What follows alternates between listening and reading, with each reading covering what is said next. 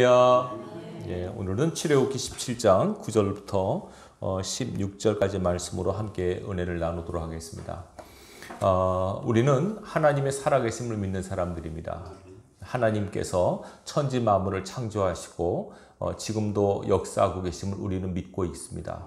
그리고 그 하나님께서는 우리에게 하나님이 어떤 분이신가를 알리셨고 그 하나님의 뜻이 무엇인가를 말씀을 통해서 계시하셨습니다.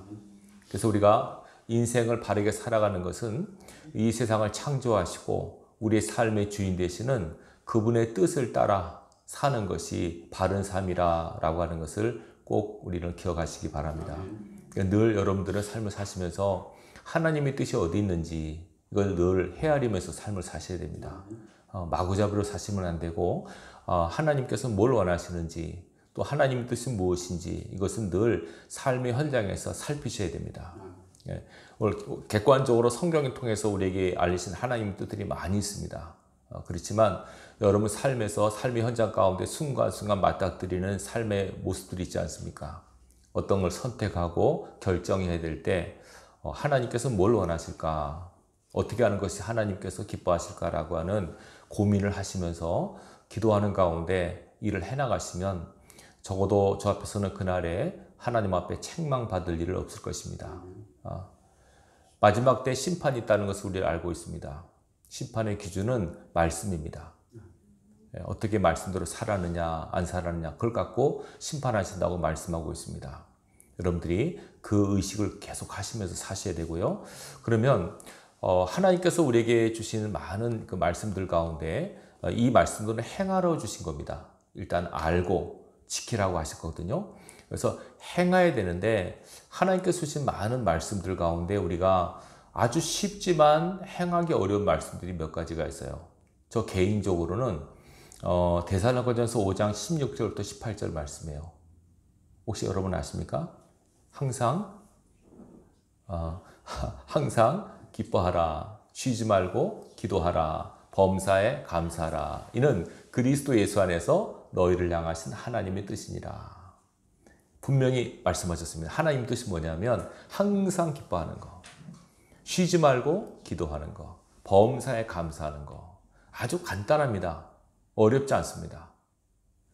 근데 이거 우리가 실천해야 되지 않습니까? 이렇게 하라고 하셨으니까 해야 되는데 고민입니다. 이게 항상 기뻐해야 되는가? 머리에 꽃 꼽지 않는 이상 항상 웃으며 살기 힘든데 그렇지 않습니까? 어떻게 항상 기뻐할까? 어떻게 쉬지 않고 기도할 수 있을까? 모든 일에 어떻게 감사가 나올까? 개인적으로 한번 실천해 보려고 하는데요. 몇 시간도 못 하겠더라고요. 금방 또 화가 나고, 어떨 때는 막 짜증이 나고, 어떨 때는 하여튼 그 기쁨과 기도와 감사를 살면서 실천한다는 것은 진짜 어려워요. 그러면 우리가 못하는 걸 하나님이 하라고 하셨나? 우리가 할 수 없는 걸 하라고 하셨다면 하라고 하신 분이 잘못한 거 아닙니까? 그렇죠? 근데 왜 하라고 하셨을까요? 할 수 있으니까 하라고 하신 거예요. 그럼 어떻게 할 수 있을까? 답은 우리 힘으로는 안 되고 우리 안에 계신 성령님의 도움을 받으셔야 돼요. 그래서 우리가 성령을 보내신 이유 중에 하나가 그거예요. 너희가 내 말씀대로 살아야만 되는데 너희 힘으로는 부족할 거다. 그래서 내가 내 영을 너에게 줄 것이니 그 영 안에서 성령 안에서 살면 얼마든지 가능하다고 말씀하세요. 그래서 성령 충만하면 기쁨이 임하고요. 또 기도가 나오고요. 감사의 고백이 나와요. 개인적으로 그런 체험을 제가 많이 했습니다. 그래서 성령 충만한 게 굉장히 중요하구나 하는 생각을 많이 합니다. 새벽에도 잠깐 말씀드렸지만 세상에서는 돈이면 다 해결되죠. 웬만한 문제들은. 그렇죠? 세상에서는요. 영적으로 신앙 안에서는 성령 충만하면 다 해결됩니다. 웬만하면. 네. 성령 충만한 것이 모든 문제 해결의 답이에요. 근데 우리가 성령 충만한 게 뭔가 또 고민을 해야 되죠. 성령 충만한 방법이 무엇이 있는가 또 생각하면서 어떻게 하면 성령 충만할 수 있을까? 여러 가지 있지만은 일단은 예배, 그리고 예배 가운데 있는 말씀과 기도와 찬양, 이런 예배 요소들이 우리로 하여금 성령을 충만하게 하는 중요한 요소가 됩니다. 여러분들이 예배를 통해서 하나님의 영으로 충만함을 덧입으셔야 돼요. 네. 그리고 기도와 말씀 가운데 성령 충만함을 덧입으면 이 세상에서 승리의 삶을 살 수 있습니다. 제가 예배 끝나고 인사할 때 믿음으로 승리합시다라고 인사를 나누게 하죠. 예. 우리는 승리해야 됩니다. 이 승리한다는 말은 우리의 삶이 전투적 요소가 있다는 것을 전제합니다. 우리는 항상 싸우는 삶을 살고 있습니다. 이건 할 수가 없어요. 이 땅에서.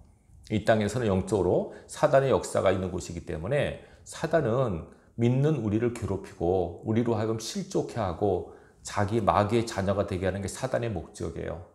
그래서 자꾸 우리에게 어려움을 주고 시험을 주고 고통을 주고 힘든 삶을 주어서 우리로 하여금 하나님께로 떨어져 나가게 하는 것이 사단의 전략이에요. 그래서 성경에서 예수님께서 주기도문 하실 때 뭐라 그랬습니까? 뭐라고 말씀하셨습니까? 시험에 들게 하지 마옵시고 기도하라고. 시험에 누가 듭니까? 내가 드는데 누가 들게 하죠?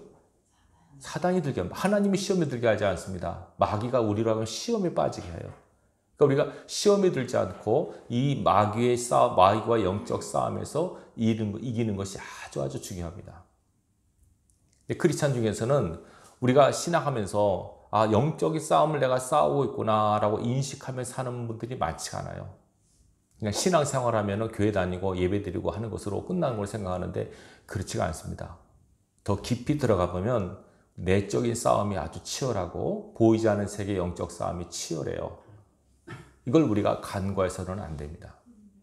오늘 본문에 보면 출애굽한 이스라엘 백성이 하나님의 은혜로 출애굽을 하지요. 이스라엘 백성이 430년 동안 애굽에서 종살이 하다가 이제 구원받습니다.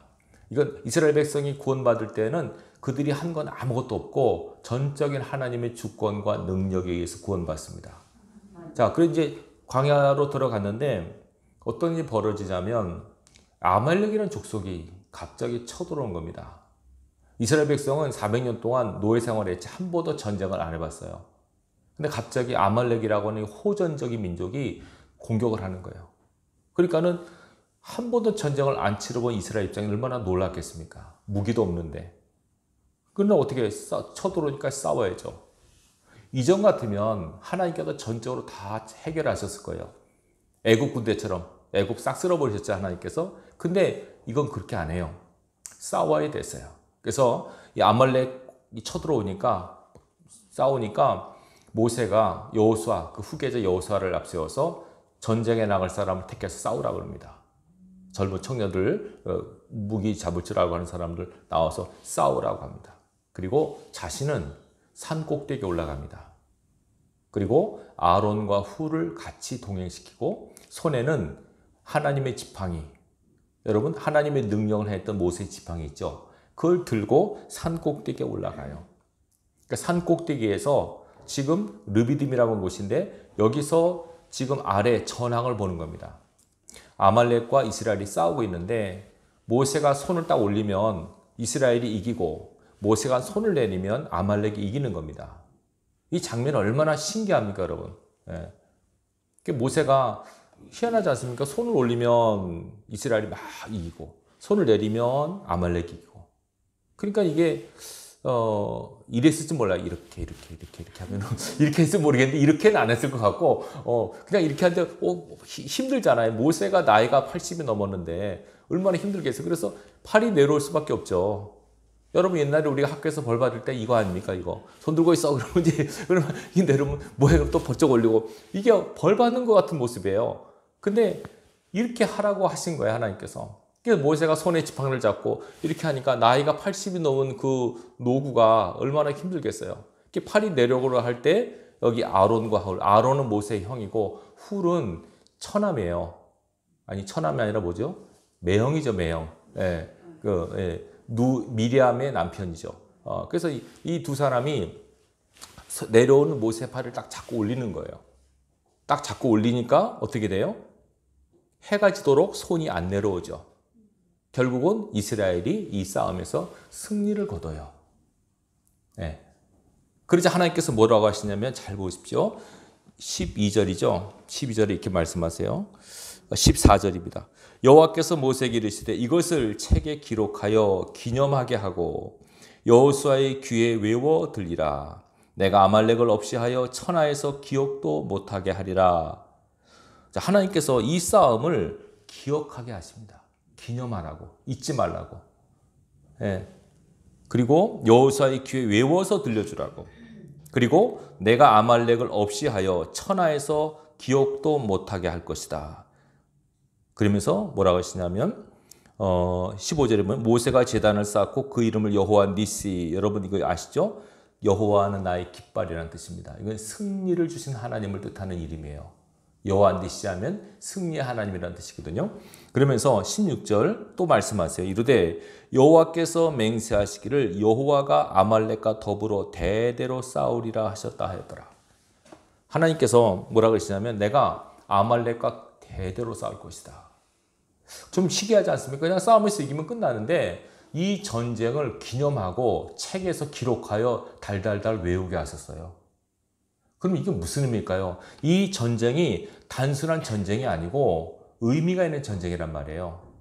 그러니까 하나님께서 이 전쟁을 잘 기억했다가 기록했다가 후손에게 계속 외워서 어떻게 이 싸움에서 이겼는가를 알게 하라고 하신 겁니다. 어떻게 이겼는가? 자, 보십시오. 이 장면을 생각해 보세요. 산 아래에서는 여호수아가 싸우고 있고 산 위에서는 모세가 손을 들고 있고 그 양옆에는 아론과 훌이 손을 붙들고 있어요. 세 파트로 나눠지죠. 그죠? 기도하는 사람, 기도를 돕는 사람, 삶에서 싸우는 사람. 그렇죠?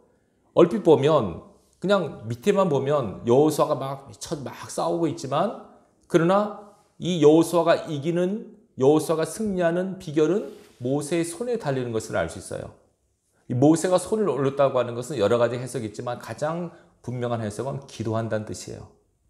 이스라엘 백성이 손을 올릴 때는 두 가지 케이스입니다. 기도할 때나 찬양할 때. 예, 하나님을 향하여 눈을 들고 기도하거나 찬양할 때 손을 올리거든요. 예, 여러분도 지금도 보면 이렇게 여러분 우리 가운데 별로 이렇게 찬양할 때 기도 손을 올리신 분 있습니까? 안 하시는데 원래 이렇게 하는 게 정상입니다. 안 하는 게 정상이 아닙니다. 하셔야 됩니다. 기도할 때도 이스라엘에서 유대인들 이렇게 기도합니다. 이렇게 하늘을 향하여 기도합니다. 이렇게 기도합니다. 예. 이것도 어떤 의미가 있냐면 하나님께 모든 것을 항복한다는 뜻도 있습니다. 항복한다. 나는 하나님께 항복합니다. 나는 하나님의 것입니다. 그리고 하늘을 우러러 하나님을 향한 마음을 이렇게 올립니다. 한번 올려보십시오, 여러분.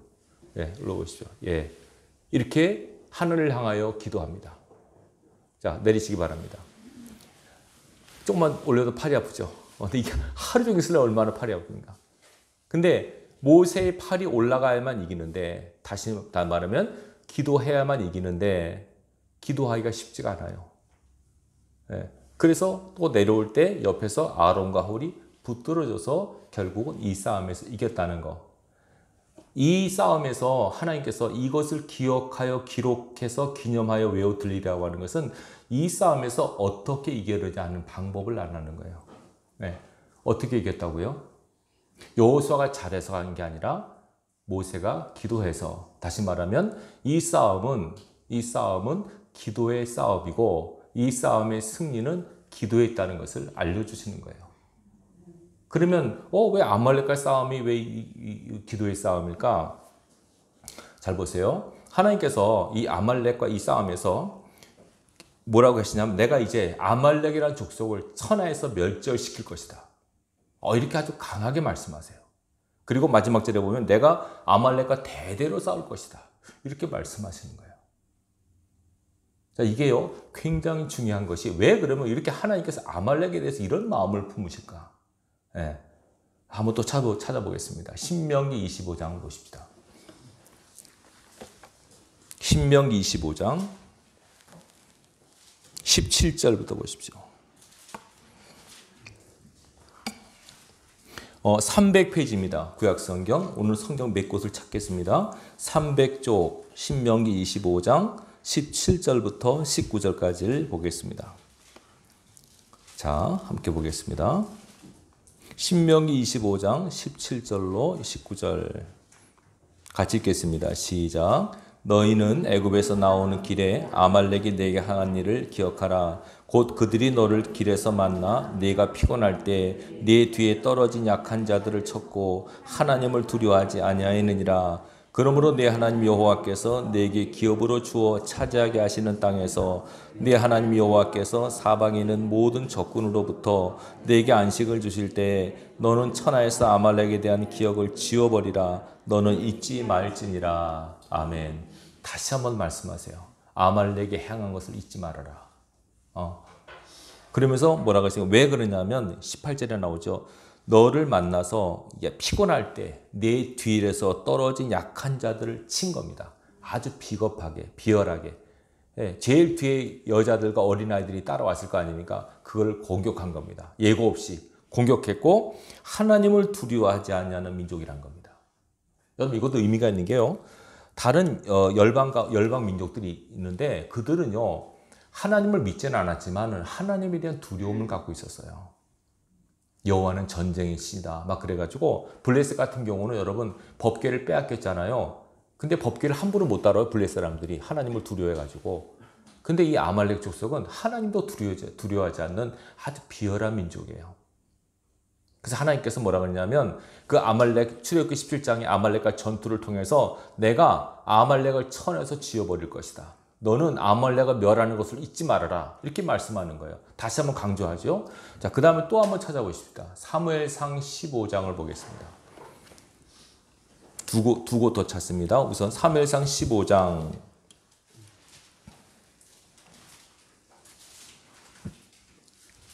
1절부터 3절까지입니다. 431면 되겠습니다. 사무엘상 15장 1절로 3절을 보십시다. 다 같이 읽겠습니다. 사무엘이 사울에게 이르되 여호와께서 나를 보내어 왕에게 기름을 부어 그의 백성 이스라엘 위에 왕으로 삼으셨은즉 이제 왕은 여호와의 말씀을 들으소서. 만군의 여호와께서 이같이 말씀하시기를 아말렉이 이스라엘에 행한 일 곧 애굽에서 나올 때 길에서 대적한 일로 내가 그들을 벌하노니 지금 가서 아말렉을 쳐서 그들의 모든 소유를 남기지 말고 진멸하되 남녀와 소아와 젖 먹는 아이와 우양과 낙타와 나귀를 죽이라 하셨나이다 하니. 아멘. 자, 잘 보십시오. 사울이 왕이 됐을 때 하나님께 사울에게 주신 첫 번째 임명이 사명이 뭡니다? 아말렉을 싹 죽이라는 겁니다. 그래서 왜 그러냐고요? 나오죠. 그들이 출애굽했을 때 이스라엘에게 행한 일을 내가 기억하고 있다는 거죠. 이게 여러분 시간적으로 출애굽한 후에 400년 후의 일이에요. 하나님께서 뒤끝이 강하시죠. 400년이 지났는데 아직도 안 있고 그때 내가 그 일 생각하고 지금 너 사울랑 너 빨리 아말렉을 다 없애버려. 그러면서 뭐 어떻게 없애라고 그러니까 진멸이라는 말을 쓰시고요. 남자, 여자, 어린애, 젖 먹는 아이, 양과 낙타, 소, 나귀 싹 죽이래요. 그러니까 생명 있는 모든 것을 싹 죽이라고 하셨어요. 이것만 보면 하나님 너무 잔인하시다. 그 사람만 남자만 죽이지 이렇게까지 죽이나? 소원의 양이 무슨 죄가 있다고 죽이나? 완전히 싹 진멸하라고 하셨어요. 사울에게. 사울이 그 말에 순종합니까? 불순종합니까? 불순종하죠. 아니 일단 이해가 안 되는 겁니다. 사울은 그 출애굽 얘기만 들었지 모르잖아요. 그죠? 출애굽했을 때 아말렉 족속이 우리를 괴롭혀서 우리가 싸워서 이겼어. 그런데 하나님께서 그렇게 생각 안 하세요. 왜 그러냐면 이스라엘 백성이 가장 피곤하고 지치고 연약했을 때 뒤에서 공격하고 하나님을 대적하는 족속이라는 거예요. 그러니까 하나님께서 내가 아말렉을 쳐내서 멸절할 것이다. 아까 신명기 25장에 다시 모세를 통해서 기억시켜줬죠. 400년 지난 이제 사울 왕 때 다시 한번 말씀하는 거예요. 사울이 딱 1대 왕이 되니까 내가 아말렉을 기억한다. 너 가서 아말렉 족속 싹 없애버려라. 뭐 남자, 여자, 어린애 뭐 할 거 없이 동물까지 싹 죽이라고 했습니다.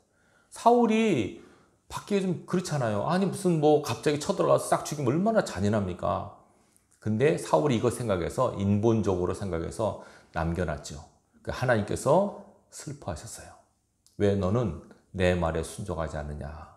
그 일로 인해서 하나님의 눈에 사울이 나요. 눈밖에 나버려요. 말씀에 온전히 순종하지 않았다고요. 왜 그러면 이렇게 하나님께서 아말렉을 미워하셨을까요? 아까 말씀드렸죠. 비열한 민족이고요. 호전적 민족이고요. 하나님을 두려워하지 않는 민족이에요. 이때 싹 멸했으면 이 사건이 안 일어났을 거예요. 여러분 에스더 아시죠? 에스더 왕비 때 이스라엘을 싹 멸하려고 했던 사람이 하만이라는 사람이에요. 그 하만이 아각 사람 함무다다의 아들, 아각은 아말렉 족속이에요. 이 아말렉 족속이 이스라엘 싹 멸하라고 했어요. 그때 에스더가 죽으면 죽으리라고 3일 금식해서 살아났지 않습니까? 그때 이스라엘을 싹 멸절시키려고 했던 그 민족이 아말렉 민족이란 말이에요.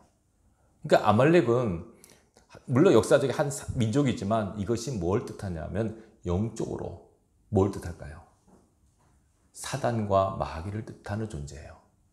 그래서 영적으로 사단과 마귀를 대적하는 이 싸움은 계속 돼야 된다고 하는 것을 의미하고 있어요. 이 아말렉은 계속 이어집니다. 이스라엘 역사에서. 계속 이스라엘을 괴롭히고 힘들고, 여러분 다윗이 그 전쟁에 나갔을 때 블레셋과 이스라엘과 전쟁에 나갔을 때 블레셋 따라갔을 때 그 텅 빈 이스라엘 진영에 아말렉이 와서 싹 빼앗아갔지 않습니까? 아말렉은 계속 이스라엘을 끈질기게 괴롭히는 그런 족속입니다. 영적으로 우리를 계속 괴롭히는 영적 사단의 존재를 상징하는 민족이에요, 이게. 그래서 이들을 대할 때는 인정, 사정 볼 것 없이 하나님 말씀에 따라 아주 진멸하라고 하셨어요. 그러면 하나님께서 왜 이렇게 하시나? 하나님 너무 잔인한 게 아니신가? 라고 생각하는 사람들이 있어요. 하나를 몰라서 그래요, 여러분. 하나만 더 찾으십시다. 구약 성경 나훔이라고 하는 책이 있습니다. 나훔. 한 번도 여러분 안 찾아보셨을 겁니다. 나훔이 있습니다. 나훔. 나훔이라는 선지자가 쓴 책이 있습니다. 이게 어디 때 하는 분도 있을 겁니다. 근데 1300페이지입니다. 1300페이지 구약 성경 나훔 1장 2절과 3절을 보십시오. 하나님이 어떤 분이신가 하는 것을 나훔 선지자가 이렇게 말합니다. 찾으셨습니까? 1300페이지입니다. 구약성경 1299인가요? 네, 1299면 나훔 1장 1절부터 3절까지 같이 읽겠습니다. 니느에 대한 경고 곧 엘고스 사람 나훔의 묵시에 그리라. 여호와는 질투하시며 보복하시는 하나님이시니라. 여호와는 보복하시며 진노하시되 자기를 거스르는 자에게 여호와는 보복하시며 자기를 대적하는 자에게 진노를 품으시며 여호와는 노하기를 더디하시며 권능이 크시며 벌받을 자를 결코 내버려 두지 아니하시느니라. 여호와의 길은 회오리 바람과 광풍에 있고 구름은 그의 발에 티끌이로다. 아멘. 분명히 뭐라 그러냐면 하나님은 보복하신 하나님이라고 말해요. 이게 중요한 말입니다. 하나님은 복수하세요. 근데 우리한테 뭐라 그럽니까? 복수하지 말라 그러시죠. 왜 하나님은 복수하시면 왜 우리한테 복수하지 말라 그러세요? 왜 그러냐면 권한입니다. 보복의 권한, 복수의 권한은 하나님께 있고 우리는 그냥 당하면 당하고 용서하고 사랑하고 축복하라고 하신 겁니다. 그러면서 원수가 갚는 것이 내게 있으니 내가 갚는다. 아시겠죠? 혹시 여러분들이 살면서 여러분 억울하게 힘들게 한 사람 복수하잖아요. 그러면 그게 통쾌할지 모르지만 그게 하나님의 권한을 침범한 거예요. 하나님은 복수를 해주세요. 역사적으로나 성경적으로 보면 하나님의 사람들을 괴롭히고 힘들게 한 그 사람과 그 민족과 사건들은 반드시 하나님께서 보복을 하세요. 역사적으로 하나의 예를 들자면 이겁니다. 유대민족이 2차 세계대전 때 히틀러에 의해서 엄청난 시련을 당했죠. 말들을 합니다. 600만 명이 죽임을 당했다고. 역사적으로 그렇게 많은 한 민족이 죽임을 당한 예는 없습니다. 600만 명이 죽임을 당했습니다. 독일 사람이 히틀러에 의해서. 왜 그렇게 참혹한 그 비참한 일을 맞이했을까요, 그들이? 성경에서 조명하면 한 가지 예가 나옵니다. 하나님의 아들 예수를 유대인들이 죽였죠. 그때 빌라도가 안 죽이려고, 죄 없는데 왜 죽이려고 하지? 근데 막 죽이라고 했습니다, 유대인들이. 그래서 막 십자가에 못 박으라고. 빌라도가 뭐라 그러냐면, 그래, 나는 죽이고 싶지 않은데 너희들이 죽이려 해서 죽이는 거야 하면서 손을 씻습니다. 십자가 언도를 내리면서 손을 씻어요. 그때 유대인들이 뭐라고 하는지 아십니까? 만약에 저 예수를 죽인 것이 죄라면 그 죄를 우리와 우리 자손에게 돌리라 그랬습니다. 성경에 나옵니다. 그 죄를, 그 핏값을 우리와 우리 자손에게 돌리라고 유대인들이 그렇게 소리를 쳤습니다. 그게 기록되어 있습니다. 성경에. 하나님이 그걸 들으셨습니다. 그래서 유대인들이 엄청난 핏값을 지불한 겁니다. 여러분. 역사가 증명합니다. 이거는. 하나님은요. 복수하시는 분이세요. 어떤 분이 그러더라고요. 우리 일제시대 때 그렇게 일본 사람을 우리 괴롭혔고 북한 공산을 그렇게 우리를 괴롭혔는데 하나님 다 기억하고 계십니다. 여러분. 네. 지금 보세요. 아까 사울한테 그러지 않습니까? 400년이 지난 시점을 말씀하는 겁니다. 지금 일본 사람이 우리 괴롭힌 지 얼마 됐습니까? 아직 뭐 100년 되나요? 아직 안 됐죠. 아직 멀었어요. 다 기억하고 계세요. 북한 공산당이 교회를 불태우고 예수 믿는 사람 죽인 거 다 기억하고 계세요. 반드시 하나님 복수하실 거예요. 이걸 내가 복수라 하니까 여러분들 오해하시는데 복수라고 하는 것이 뭐냐면 하나님의 공의의 발현이에요. 공의의 발현, 공의의 실현. 왜? 죄는 벌한다. 맞지 않습니까? 죄를 졌는데 벌 안 해요? 이건 공의가 없는 거죠. 죄를 졌으면 반드시 벌을 받아야 돼요. 이게 하나님의 공의입니다. 이 공의를 실현하는 것을 복수라고 하십니다. 이제 막 출애굽한 이스라엘 백성을 가장 연약하고 힘없고 지친 이스라엘 백성을 비겁하게 공격한 아말렉. 하나님께서 내가 저 민족을 천하에서 없애볼 것이다. 모세로 하여금 다시 한번 확인시키시고 400년 지난 어느 시점에 사울왕한테 다시 한번 확인시킵니다. 아말렉을 싹 멸하라고요. 그때 아말렉을 사물이 멸하지 않아가지고 에스더 시대 때 한번 위기를 겪지 않습니까? 아말렉은 영적으로 하나님을 대적하는 사단을 상징하는 존재예요. 그러면 보세요. 이 아말렉과 전투에서 여호수아가 싸워 이긴 게 아니라 모세가 기도해서 이긴 거죠. 자, 그럼 우리 모세가 기도했다고 하는 것을 우리 공통적으로 인정한다면 이 모세의 기도는 우리가 흔히 하는 기도와는 달라요. 보통 우리 기도하면 어느 기도 제목으로 하나님 아버지 도와주세요, 뭐 해주세요라고 끝나죠. 모세는 얼마큼 기도했습니까 지금? 하루 종일 한 겁니다. 해가 질 때까지. 이게 무슨 의미일까요, 여러분? 여러분 삶에서 여호수아가 같이 열심히 사시고 사업하시고 직장 일하시잖아요. 그 싸움의 승패는 기도에 있다는 거예요. 계속 여러분들이 기도하는 한 그 싸움에서 지지 않습니다. 여러분의 기도의 팔이 내려오면 싸움의 승리를 보장할 수 없습니다. 본인이 기도하지만 이 모세의 기도는 목회자의 기도, 중직자의 기도를 뜻해요. 그러니까 저는 그래서 이걸 알기 때문에 사무엘이 고백, 나는 너희를 위하여 기도하기를 쉬는 죄를 범치 않겠다고요. 목회자가 성도를 기도 안 하는 것은 죄입니다. 제가 성도 많이 있는 걸 부담스러워하는 게 다 기도해야 되잖아요, 여러분. 몇백 명에서 얼른 이를 또 어떻게 다 기억합니까, 그거? 물론 몇백 명까지 기억이 가능합니다. 저는 좀 기억력이 좋아서. 근데 몇천 명, 몇만 명 되는 교인들은 어떻게 기도합니까, 목사님이? 다 기도해야 됩니다, 원리적으로는. 하나님은 우리 교회들 다 축복해. 이렇게 기도하고 그런 비비박 기도가 아니고요. 간 사람 한 사람 이름 불러가면서, 이름 떠올라가면서 기도해야 됩니다. 그를 위한 기도의 팔이 내려면 그분이, 그 집사님이, 그 성도님이 삶에서 질 수도 있습니다. 반면에 성도님들은 목회자가 기도의 팔이 내려오지 않도록 하셔야 됩니다. 목회자, 그분에서 기도하기 싫어. 막 이렇게 되면 안 됩니다. 목회자도 사람이기 때문에 기도의 팔이 내려올 수 있습니다.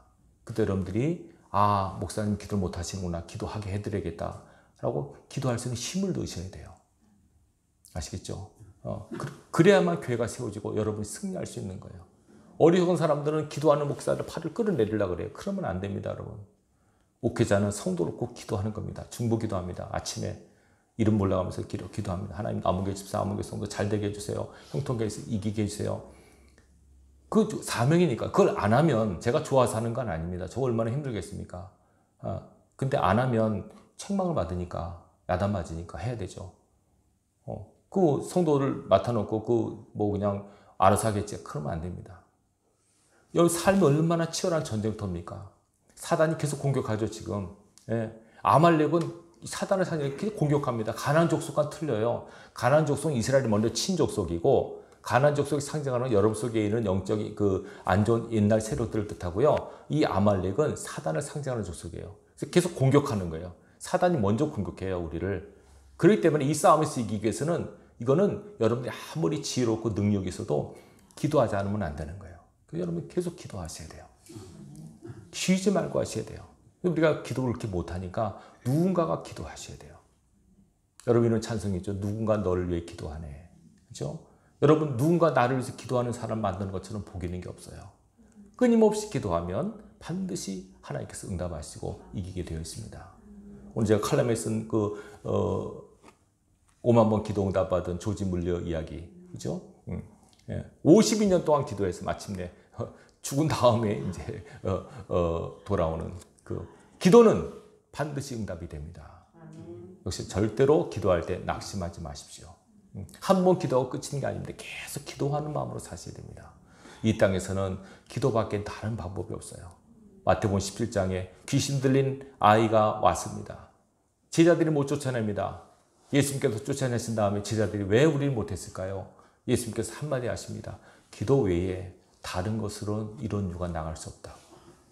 영적 싸움의 승리의 비결은 기도라 하는 것을 말씀하는 겁니다. 지금 우리가 기도하고 있죠? 여러분들이 늘 기도하는 마음으로 사시고 직접 기도하셔서 여러분 삶에서 승리를 거두셔야 됩니다. 여호와 니시라고 하는 여호와는 나의 깃발이요 승리를 주신 하나님이라고 하는 것은 기도하는 사람에게 주시는 상급입니다. 여러분들이 삶에서 승리를 가지기 위해서는 늘 기도하시기 바랍니다. 쉬지 말고 기도하는 것, 이것이 승리의 비결임을 기억할 수 있기를 주님 이름으로 축원합니다. 기도하겠습니다. 하나님 아버지 감사합니다. 오늘 말씀을 함께 나눴습니다. 우리가 삶에서 여러 가지 삶의 정황 속에 있지만은 승리하는 비결은 하나님 말씀을 붙들고 기도하는 것임을 알았습니다. 아버지, 기도하게 하여 주옵소서. 우리의 기도의 팔이 내려오지 않게 하여 주시옵소서. 끝까지 기도로 승리해서 우리 삶의 현장에서 하나님을 영화롭게 하는 주의 백성들이 되게 하여 주옵소서. 예수님의 이름으로 감사하며 기도합나이다. 아멘.